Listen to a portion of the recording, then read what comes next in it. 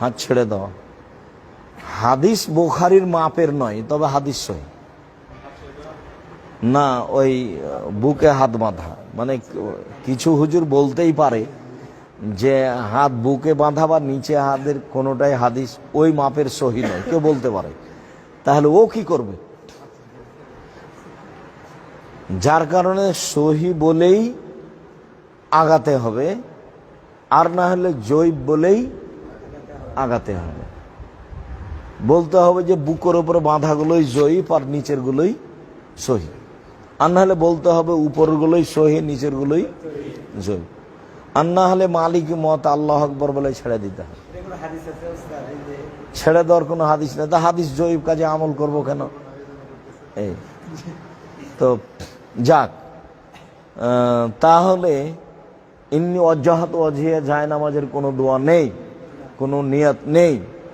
অজুর পরে দোয়া পড়ার পরে আল্লাহ আকবার বলার পূর্বে কোনো শব্দ নেই। আল্লাহ আকবার বলার পূর্বে বিসমিল্লাহ নেই। আল্লাহ আকবার এত পাওয়ারফুল শব্দ যে বিসমিল্লাহ তার আগে ঢুকতে পারবে না। এখানে বিসমিল্লাহ নেই। এখানে আল্লাহ আকবার একবারে সরাসরি ডাইরেক্ট। আল্লাহ আকবার বলে বুকে হাত বেঁধে সানা শেষ হয়ে গেলে আউযু বিল্লাহি মিনাশ শাইতানির রাজিম বিসমিল্লাহির রহমানির রহিম পূর্ণ। তারপরে সূরা ফাতিহা। সূরা ফাতিহা পড়তেই হবে এই জন্য যে পৃথিবীতে যারা হাদিস শাস্ত্রে বড় মানুষ, যাদের কলম আমরা সামনে রেখে চলছি পৃথিবীতে, তার সবচেয়ে বড় মানুষ হলেন ইমাম বুখারী। ইমাম বুখারী বলছেন সূরা ফাতিহা পড়তে হবে, একাই হলেও পড়তে হবে, জামাতে হলেও পড়তে হবে, ইমাম হলেও পড়তে হবে, মুক্তাদি হলেও পড়তে হবে, সরবে হলেও পড়তে হবে, নীরবে হলেও পড়তে হবে। মানে সবটি একসাথে উল্লেখ করেছেন। যার কারণে ইমাম মুক্তাদি যে অবস্থায় থাক ও কি করবে? সূরা ফাতিহা পড়বে। সূরা ফাতিহা শেষ হয়ে গেলে বিসমিল্লাহ বললে অনেকটা সূরা পড়বে। যদি সানার পরে কোনো সূরার মাঝামাঝিতে গিয়ে পড়া শুরু করে, তাহলে আউযুবিল্লাহ বলতে হবে, বিসমিল্লাহ নয়। বোঝা গেল না? সূরা মাঝখান থেকে পড়তে হলে বিসমিল্লাহ লাগানো যাবে না, আউযুবিল্লাহ পড়তে হবে। আউযুবিল্লাহ সব জায়গাতেই, শুরুতে হোক আর মধ্যে হোক আর যেখানেই হোক, মানে আউযুবিল্লাহ ছাড়া চলা যাবে না।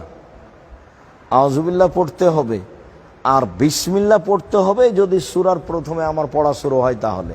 যেমন ফাতিহা হচ্ছে না, আর একটা পড়া শুরু হচ্ছে, তখন আমি কি পড়ব? আর একটা, তখন বিসমিল্লাহ। আর যদি মধ্যে থেকে আসে তখন এখন কিছুই নাই, আমি যে আউযুবিল্লাহ প্রথমে পড়েছি আর লাগবে না, কাজে কিছু নয়, মধ্যে থেকে শুরু করে দিতে হবে। আর একটা চট করে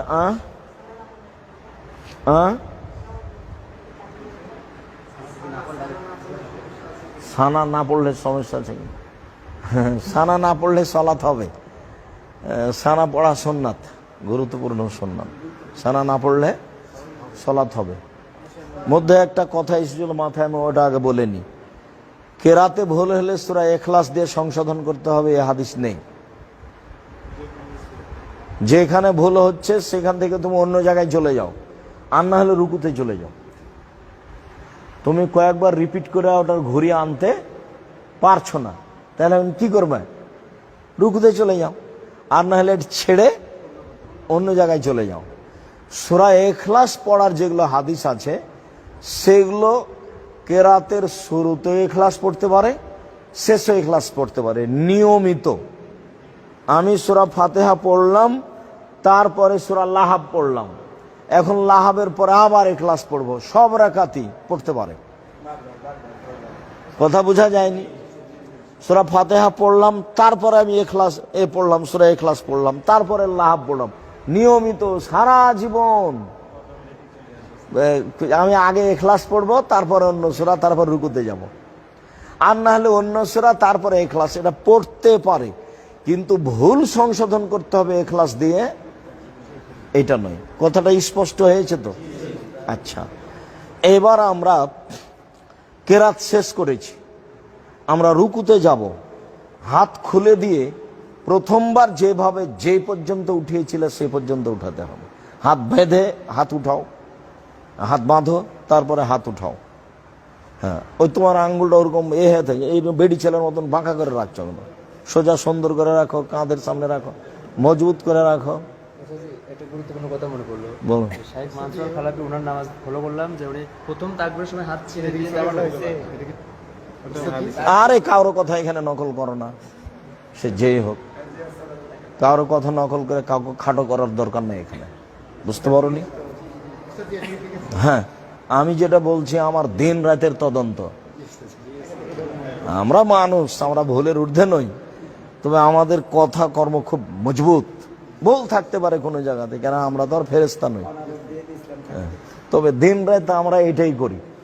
আচ্ছা, এবার ছেড়ে দিয়ে রুকুতে যেতে হবে। আমি রুকুতে যাওয়ার আগে কথা বলিনি, এমন ভাবে পিঠ সোজা করতে হবে, লম্বা হাঁটা যেন ওরা সোজা হয়ে থাকে, এরকম যেন না থাকে, এরকম যেন না হয়ে থাকে।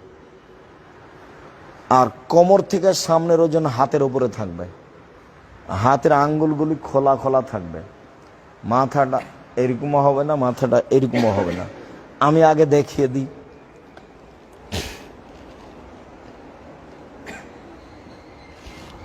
এরকম নয়, এরকম নয়, এরকম হবে, বুঝতে পারো না? বা এরকম হবে না। এই যে দেখো, এটা উঁচু হয়ে আছে, এই কোমর থেকে নে এটা পর্যন্ত সোজা হয়ে থাকবে। হাতের আঙ্গুলগুলো গোলা, এটা চেপে ধরে থাকতে হবে। এখান থেকে সম্পূর্ণ ওজন হাতের উপরে থাকবে। সিজদা যেখানে পড়ে সেখানে কিছু বলছো না? এই যে যেখানে সিজদা পড়ে সেখানে এরকম নিষেধ করলাম তো, এরকম নিষেধ করলাম তো। এই যে মাথা সোজা থাকবে, এইটাও নিষেধ করলাম, এরকম নিষেধ করলাম। এরকম আছে, এমনি আছে, কিছু ভর দেওয়া না হাতের উপরে, এটা একটাও চলবে না। হ্যাঁ, একবারে সোজা হয়ে থাকবে। এবার চলো দেখি। হ্যাঁ চলো, রুকুতে চলো, যাও। আল্লাহু আকবার বলা লাগবে না, আমি দেখছি। হ্যাঁ, তোমার মাথাটা তো একটু নিচু করতে হবে। হ্যাঁ,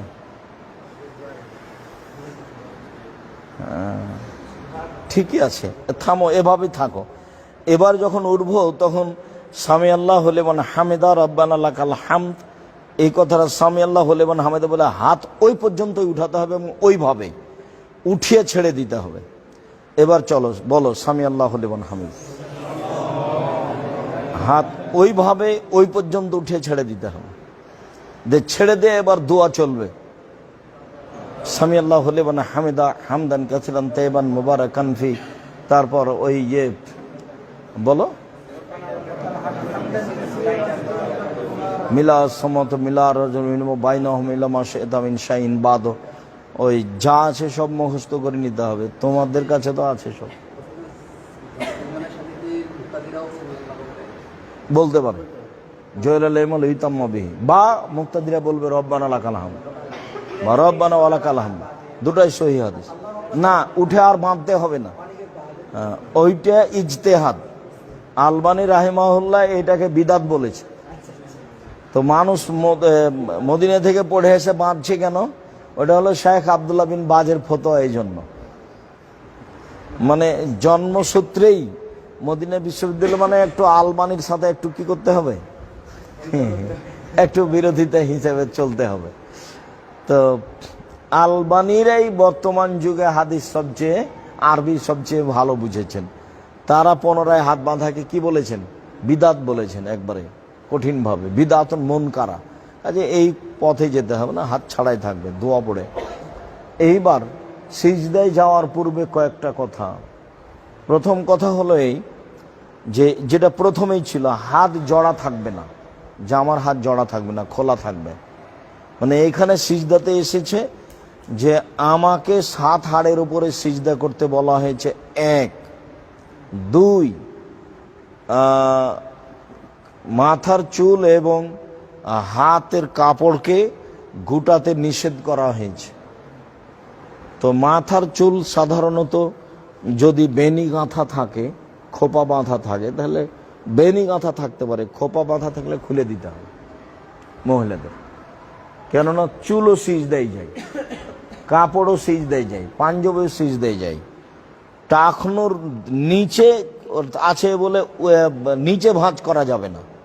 যদি প্যান্ট উপরে উঠায় তাহলে ভাঁজ কোথায় করতে হবে? উপরে। হ্যাঁ, কেন? ওটা তো সিজদায় যাচ্ছে, তুমি ওটা ভাঁজ করলে কেন? যদি ভাঁজ করা লাগে প্যান্ট উপরে তোলার জন্য, তাহলে কোথায় করতে হবে? কোমরে। কোমরে করতে হবে, নিচে নয়। আচ্ছা, তারপরের কথা হলো এই নাক কপাল দুটাই মাটিতে লেগে থাকবে। আগে নাক পরে কপাল এগুলো কথা নয়। যেই আগে যাক, নাক যাক আর কপাল যাক, মাটিতে দুটাই লেগে থাকবে। আচ্ছা, এরপরে হলো যে স্বাভাবিক সিজদার চেয়ে 8-10 আঙ্গুল আগিয়ে কপালটা রাখবে। কেন?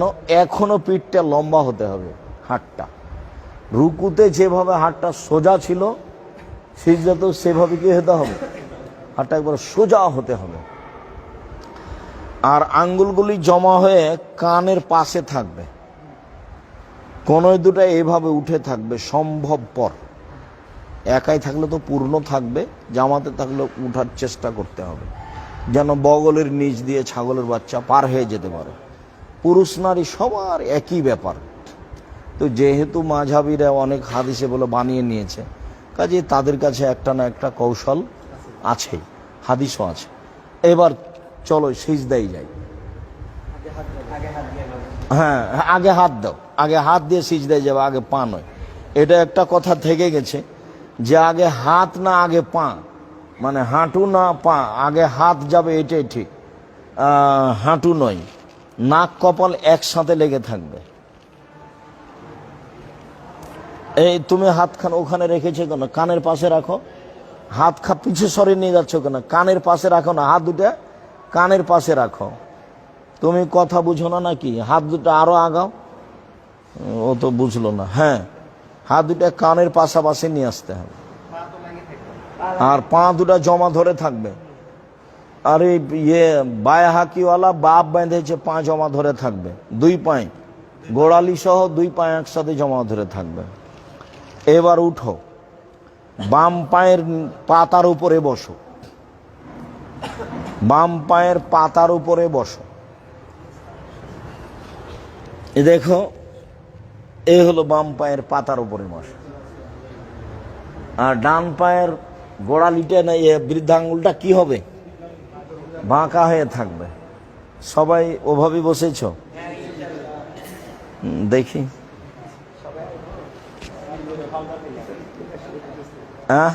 তোমার পা, তুমি তো কম বয়সের ছেলে, হবে না মানে হতে হবে। হ্যাঁ, কষ্ট হোক, ধীরে ধীরে ঠিক হয়ে যাবে। এটাই পদ্ধতি, ধীরে ধীরে ঠিক হয়ে যাবে। হ্যাঁ, ডান পায়ের গোড়ালিটা বাঁকা করে উল্টিয়ে রাখতে হবে এভাবে, আর বাম পায়ের পাতার উপরে বসে থাকতে।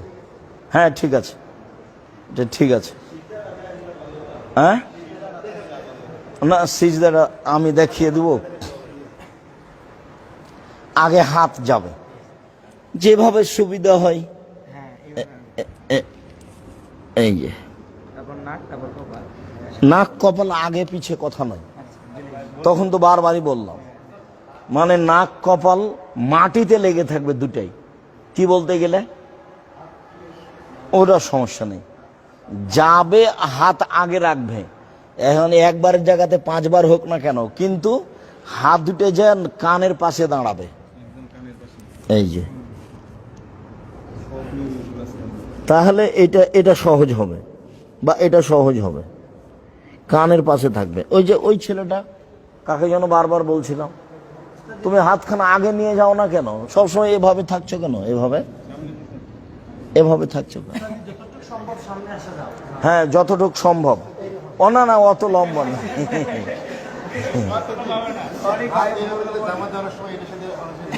আচ্ছা, তাহলে তো আরো চেষ্টা থাকবে আর কি। বাস, বাস সেটাই, হ্যাঁ এটাই।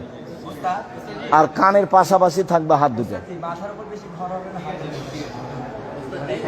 ওখানে সমন্বয় করা হবে। আমার এক ভাই বলছে মাথার উপর বেশি আরে না, ওখানে কোনো ভরের কথাই নেই। ও যেটা বলছে যে সিজদায় হাতের উপরে থাকবে এ ওজনটা না কপালের উপরে থাকবে ওজনটা, এখানে আল্লাহ রাসূল কিছু বলেননি, কথা বুঝেনি। কিন্তু হাঁটুটাকে ধরে রাখার সময় মজবুত করে ধরে রাখতে হবে, এ কথা বলা হয়েছে রুকুতে। হ্যাঁ রুকুতে, এটা স্বাভাবিক। আচ্ছা, আমরা এক সিজদা করে উঠলাম, তখন এইভাবে বসলাম। এবার আর এক সিজদা করে উঠে আমি আত্তাহিয়াত পড়বো, তখনও আমি এইভাবেই বসবো। আত্তাহিয়াত পড়বো তখন আমি এইভাবে বসবো, কিন্তু হাতের অবস্থা হবে এই, আগে দুইটা জমা করতে হবে, এই দুইটা। তারপরে তৃতীয় আঙ্গুলের নখের উপরে বৃদ্ধাঙ্গুলের পেটটা রাখতে হবে। তারপরে অবিরাম নড়বে, এটা হলো আঘাত করা শয়তানকে। উঠিয়ে থেকে যেতে হবে, এটা ঠিক নয়। ইল্লাল্লাহর সমতে একবার উঠাতে হবে, এর কোনো ভুয়া হাদিসও নেই। এটা মাঝাবে চলছে, সেই জন্য চলছে। যেহেতু ভারত, বাংলাদেশ, পাকিস্তানের শতকরা 95 জন মানুষই মাঝাবি, কাজে মাঝাবটাই ধর্ম হয়ে আছে। ওটার চেয়ে অবিরাম নড়বে, এইটাই ঠিক। মানে আলবানী রাহিমাহুল্লাহ যত হাদিস পেশ করেছেন সব নড়ানোর গুলো একসাথে পেশ করেছেন একই রকম করে। তা যে যাই বলুক নড়াবে, আমাদের সিদ্ধান্ত এটাই।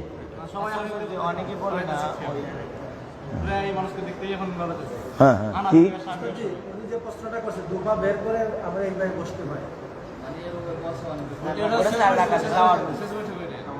থামো, ওটাতে যায়নি তো এখনো।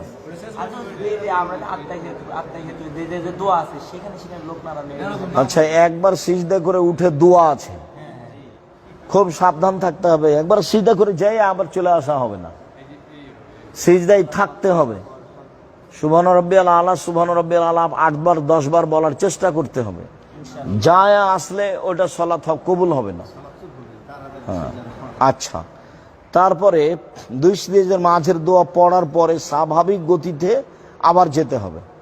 আবার যাওয়ার পরে এইবার উঠে যাওয়াটা আমি মুখে বলি না, লম্বার দরকার নাই, সরাসরি উঠে যেতে হবে না। আল্লাহ সদরে উঠতে হবে না সরাসরি, দ্বিতীয় সিজদা থেকে উঠতে হবে, দিয়ে বসতে হবে, তারপরে উঠতে হবে। এর নাম জালসা ইস্তেরাহাত। কি বুঝলে বলো তো? দ্বিতীয় সিজদা থেকে উঠে বসতে হবে, বসে উঠতে হবে। একবারে সরাসরি ডাইরেক্ট উঠে গেলে ওটা মাঝাবে উঠা হলো।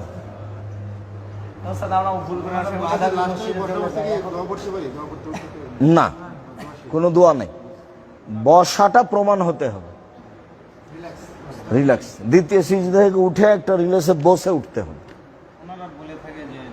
আরে না, কারো কথা বলতে হবে। তো আচ্ছা, এখন আমরা দ্বিতীয় রেখাত হলো, তৃতীয় রেখাত এবার একটা কথা বলে নি, তারপরে চলে যাব। আমরা এখন বিভিন্ন আলেম ওলামার মুখে শুনছি যে নিতম্বের উপরে বসতে হবে এইভাবে, বাম পা বের করে দিয়ে নিতম্ব মাটির উপরে দিয়ে ডান পায়ের বৃদ্ধাঙ্গুল কেবলামুখী করে বসতে হবে। ওই সলাতে, যে সলাতে দুবার আত্তাহিয়াত আছে, এই কথা অনেকে বলতে চাচ্ছেন। এটাই বলেছেন আলবানী রাহিমাহুল্লাহ, আর এটাই বলেছেন তোমার আহমদ ইবনে হাম্বল রাহিমাহুল্লাহ, যার নাম তাওয়ারুক বস। কিন্তু আবু দাউদ তিরমিজিতে এসেছে, যেটা আমরা করে আসছি, সেটা পরিস্থিতিতে মুনাসিব হয়। সেটা হলো প্রত্যেক যেখানে সালাম আছে সেখানে এইভাবে বসা। ওটা তিরমিজির হাদিস, আবু দাউদের হাদিস। যেখানে সালাম আছে সেখানে এইভাবে বসা। কেন? সালামে একটু লম্বা সময় থাকা লাগে। হ্যাঁ, সহিহ হাদিস। আরে সালাম 4 রেখাতে আছে, তা হলো জোহর, আসর, এশা।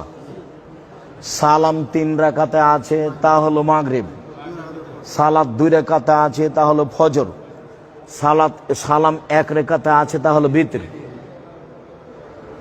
1 রাকাতে সালাম আছে না? তো কথাটা মনে রাখতে হবে, ওই সালামের বৈঠকে এইভাবে বসতে হবে, এটাই পরিস্থিতির চাহিদা এবং হাদিস সহি। বোঝা গেল না? কেননা একটু লম্বা সময় থাকতে হবে, অথবা একটু রিল্যাক্স বসি। হাদিস সহি, পরিস্থিতির চাহিদা এটাই।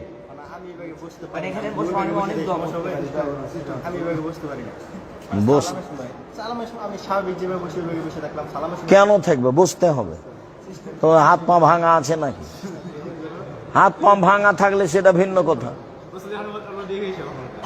হ্যাঁ, হবে, কষ্ট করতে হবে, এটাই তো পদ্ধতি, কষ্ট করলে হয়ে যাবে। আচ্ছা, এইবার আত্মায়াত পড়তে হবে খেয়াল করে, তারপর সালামের বৈঠকে নিতম্বের উপরে বসতে হবে। সবাই নিতম্বের উপরে বসে, এখন একটু জায়গা নিয়ে হিসাব করে বসো, নিতম্বের উপরে বসো। হ্যাঁ, নিতম্বের উপরে বসা মানে এই যে আমি যে এই যে বের করে দিলাম, হ্যাঁ এই যে না, ওই যে বৃদ্ধাঙ্গুলে কেবলামুখী থাকতে হবে।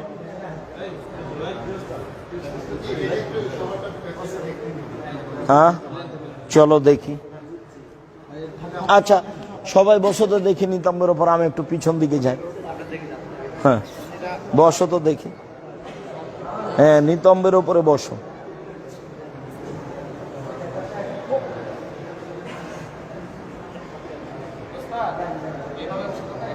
না, ওটা তো বারবার বলছি, বৃদ্ধাঙ্গুল, হ্যাঁ কেবলামুখী করো, এইটা। কষ্ট হোক খানিক, ঠেলা পাও খানিক।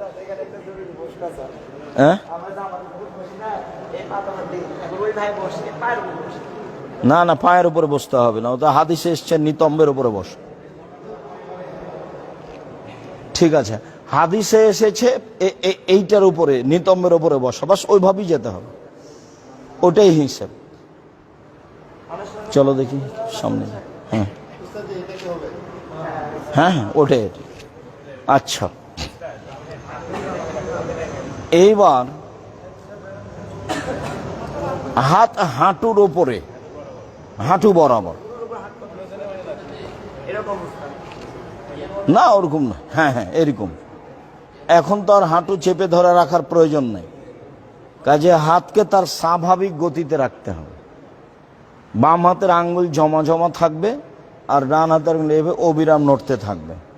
প্রথমে আত্তাহিয়াত, তারপরে দুরুদ, তারপরে দোয়ায়ে মাসুরা, তারপর নিজের প্রয়োজনের কোনো দোয়া, সেটা যেটাই হোক।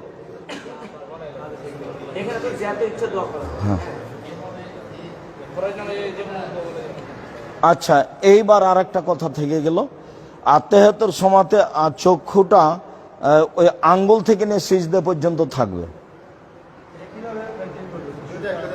ওই আঙ্গুলের উপরে চক্ষুটা থাকবে, আঙ্গুলের উপর দিয়ে সিজদায় থাকবে। হ্যাঁ, বা আঙ্গুলের উপরে থাকলে এখানে চক্ষুটা আঙ্গুলের হিসাব করা হয়েছে।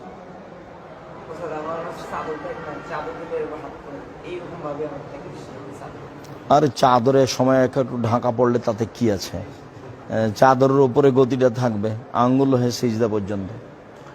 সব সময় চোখের দৃষ্টি সিজদার স্থানে, রুকুতে থাকলে, আত্তাহিয়াতে থাকলে, যেখানে তাশাহুদের সময় আঙ্গুলের উপরে থাকবে, তাশাহুদের সময় আঙ্গুলের উপরে থাকবে। হ্যাঁ, ঠিক আছে।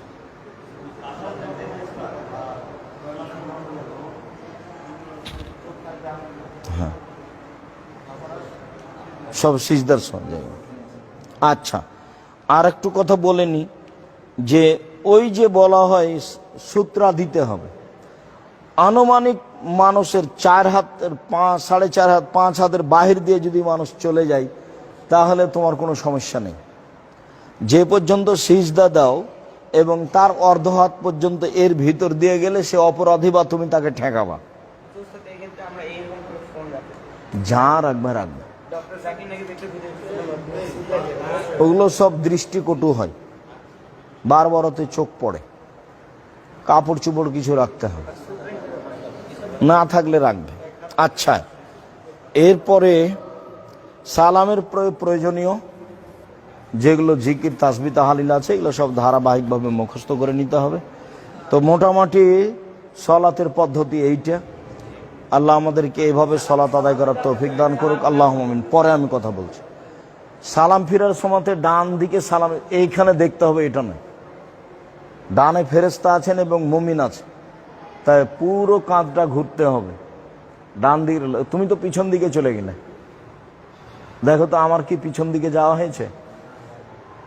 এরকম করলে পিছন দিকে হয়ে গেল, মানে পিছন নয়, ডানে ফেরেশতা আছে এবং মুসল্লি আছে, বামে ফেরেশতা আছে এবং মুসল্লি আছে, এদেরকে লক্ষ্য করে সালাম হয়, আসসালামু আলাইকুম, আসসালাম।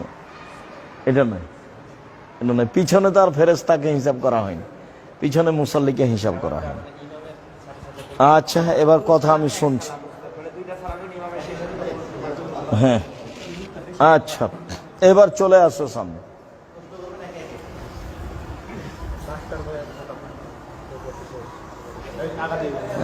কয়েক মিনিট, 2-4 মিনিট, 5 মিনিট। সলাতের এবং উজুর, সলাতের উপরে এবং উজুর উপরে জিজ্ঞাসা। আমি একটা বিষয় ক্লিয়ার হলো, সূরা ফাতিহার পরে যখন আমি ধরেন আমি পড়লাম সূরা বাকারার 5 নম্বর আয়াত, আউযুবিল্লাহ পড়ে শুরু করলাম, তারপরে সূরা আযাবের 35 নম্বর আয়াত পড়লাম, এই ক্ষেত্রে কি আবার আউযুবিল্লাহ পড়ব? এখন আর আউযুবিল্লাহ লাগবে না, এখন আর বিসমিল্লাহও লাগবে না। আর যদি সূরা কাহাফের শুরুতে শুরু করি তখন বিসমিল্লাহ লাগবে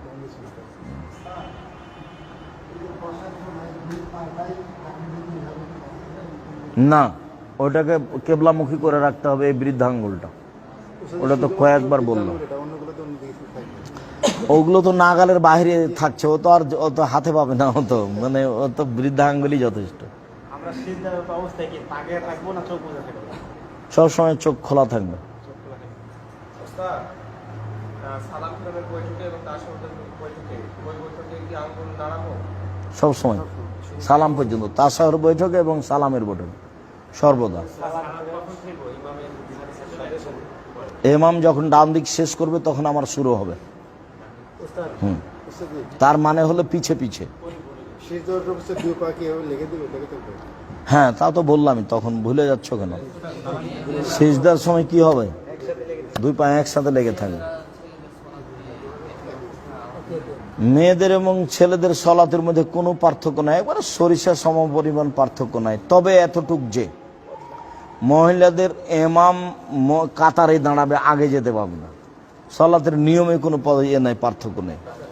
আর একটা হলো এই যে মহিলাদের ইমামের ভুল হলে মহিলারা হাতের উপরে আঘাত করে ভুলটা সংশোধন করবে, মুখে বলতে পারবে না সুবহানাল্লাহ। এই হলো 2টা তফাৎ। আর কেউ যদি বলে যে টাকনোর নিচে কাপড় রাখতে হবে মহিলাদেরকে, তো এটা প্রশ্নের উত্তর হলো না, প্রশ্নও নয়, কেননা টাকনোর নিচে কাপড় ওদেরকে সব সময়ই রাখতে হবে। তাহলে হ্যাঁ, তাহলে মহিলাদের এবং পুরুষের সলাতের মধ্যে পার্থক্য বলতে হবে কয়টা? 2টা। একটা ইমাম আর একটা ইমামের সাথে সংশোধনে হাততালি, উল্টা ইমামের সাথে জড়িত। মহিলারা ফরজ সালাতে একামাত দিয়ে পড়বে। একামাত হলো জিকির এবং গুরুত্বপূর্ণ জিকির, সবাই করবে। মহিলারা মহিলাদের জামাতে ইমামতি করতে পারবে? মহিলারা মহিলাদের জামাতে ইমামতি করতে পারবে, ঈদের সলাতের ইমামতি করতে পারবে না, আর জুমার পাবে না। নামাজ হবে, নেকি কম হবে। এখনই তো বললাম, ইমামের একটা শেষ হলে আমার শুরু হবে।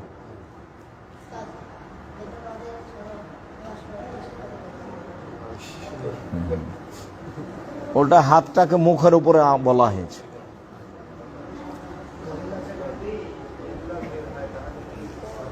সলাত হবে, নেকি কম হবে। আর কোনো কথা? ওই এতে কোনোতে রাতে বাতে শুধু এইটা কি জিজ্ঞাসা করি? আল্লাহ মাগফিরলি ওয়া রাহমনি ওয়া হদনি ওয়া আফিনি ওয়ারজুকনি, অজবুরনিও আছে। তারপর রব্বিক ফ্রিলি আছে। তেলাওয়াত চলাকালীন সময়ে চোখ বন্ধ করে সেক্ষেত্রে মনোযোগ মানে বাড়ানোর ক্ষেত্রে চোখ বন্ধ করে চোখ বন্ধ করার কথা নাই, এমনি বন্ধ হলে হবে, চোখ খোলাই থাকবে।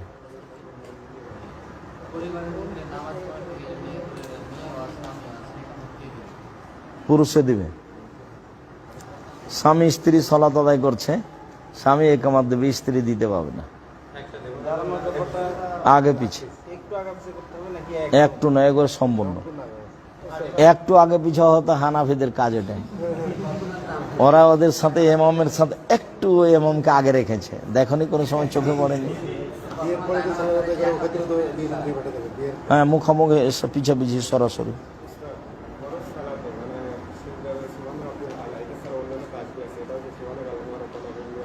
হ্যাঁ, আমি কথা বুঝতে পারিনি।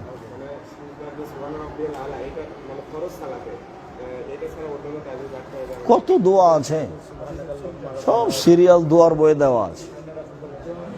আচ্ছা, আমি আপাতত কথা শেষ করছি, তোমাদের এখন কোনো কাজ আছে নাকি? আচ্ছা আচ্ছা, ঠিক আছে, আর নয়, হয়েছে। জাজাকুমুল্লাহ খায়ের, বারাকাল্লাহ।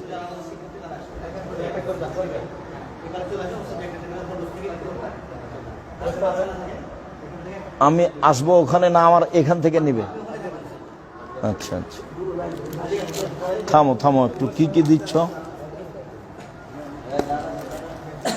ও,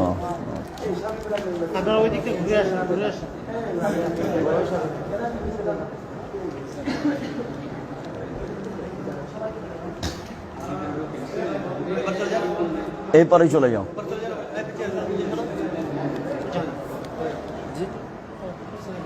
হ্যাঁ, তুমি গেঞ্জি গায়ে দিয়ে এসছো কেন এখানে? তোমার পাঞ্জাবি নাই?